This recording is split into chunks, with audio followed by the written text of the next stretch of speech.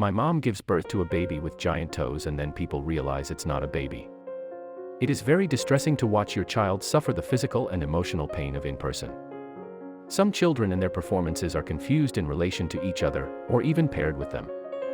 An 8-year-old boy suffering from a rare form of gigantism, which has made his hands disproportionately enlarged, has undergone major surgery to reduce them.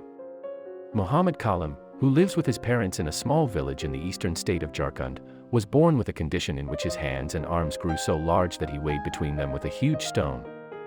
As a result of his illness, Clem was bullied by his peers, and he was also refused admission to school because his hands frightened other children. The child says he faces discrimination on a regular basis, with some people saying, "He's got huge hands, let's beat him up. They hit me and tease me too," he says. Getting help, Kalim takes a hilarious pose during his checkup at Ganga Hospital in Coimbatore, where doctors will try to reduce the size of his hands and improve his standard of living. The family also suffered from the wrath of superstitious neighbors in their remote village, who believed that Kalim's large hands were the result of a curse, and called him a devil's child. School teachers said they couldn't take Clem. They said his big hands would scare other kids. Kalim's father Mohammed Shamim said, "As Clem gets older, it becomes increasingly difficult for him to complete daily chores, such as getting dressed, eating, and bathing. Kalim has difficulty eating on his own as his hands are rigid and cannot bend to make a fist. He can lift a glass of water using 2 fingers, but not much more," his father says. His parents are modestly paid, even for the poor area of India where they live, and were unable to cover proper care for Kalim on their £15 monthly stipend. However, after Clem's story made headlines in several international papers, the 8-year-old was finally helped by medical experts in South India, who realized his condition was a local giant. Clem and his father Shaman, who earns less than £15 a month and spends most of his time caring for Kalim's parents, said they had almost given up on medical help and were living with what happened to their son as God's will. Towards the end of last year, Mohammed's family got to know Dr. Raja Sabapathy, a leading hand surgeon known for his expertise in microsurgery. Dr. Sabapathy accepted the challenge to help improve Kalim's hands. These X-rays show how local gigantism affects the growth of Kalim's hands. Dr. Sabapathy gave us hope after seeing Kalim. Halima Begum, Kalim's mother, said he was the first doctor who told us that there was some type of treatment possible to help our son. A new documentary that follows the family as they travel thousands of miles from their village to Tamil Nadu to see Dr. Sabapathy and his team of expert surgeons at Ganga Hospital, Coimbatore. In one of the most complex cases ever, Dr. Sabapathy and his team came up with a way to reduce the size of Kalim's hands and fingers, without harming any of his nerves, so he could still use them.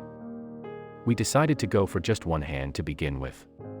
This was our best way to assess the condition," said Dr. Sabapathy. At the same time, we did not want to affect the boy's mobility. The film follows the family as Kalim faces an 8-hour surgery to debulk his forearm and hand, and further surgeries to reduce the growth plates so that his hand and fingers would not grow any further. But in the family's home village, superstitious residents remained convinced Kalim had been cursed and that surgery would be useless. "There is no treatment for this boy. He is a devil's child. This is just because his parents must have committed a wrong deed at some point in their life," said Mohammed Kalim, Shamim's brother. Other villagers also believed in the myth. But Kalim's parents decided to follow Dr. Sabapathy's advice. "We knew that there is no such thing as a devil's child. The villagers love to gossip and that is what they are doing about our son. Ultimately, he is our son and we have to take care of him," said Shamim. Dr. Sabapathy and his team were faced with finding a way to reduce the size of Kalim's hands and fingers, without damaging any of his nerves. First step, Kalim is placed under anesthetic during his first round of surgery at Coimbatore Hospital, where doctors begin to debulk his arms and hands, in November 2014. Kalim is placed under anesthetic during his first round of surgery at Coimbatore Hospital, where doctors begin to debulk his arms and hands, in November 2014. In surgery, a doctor holds up Kalim's oversized hand during an operation to make them easier for him to use. The documentary follows Kalim as he undergoes a series of difficult operations, and having physiotherapy to try to help him use his new hand. Now, the family is considering further surgery on Kalim's left hand.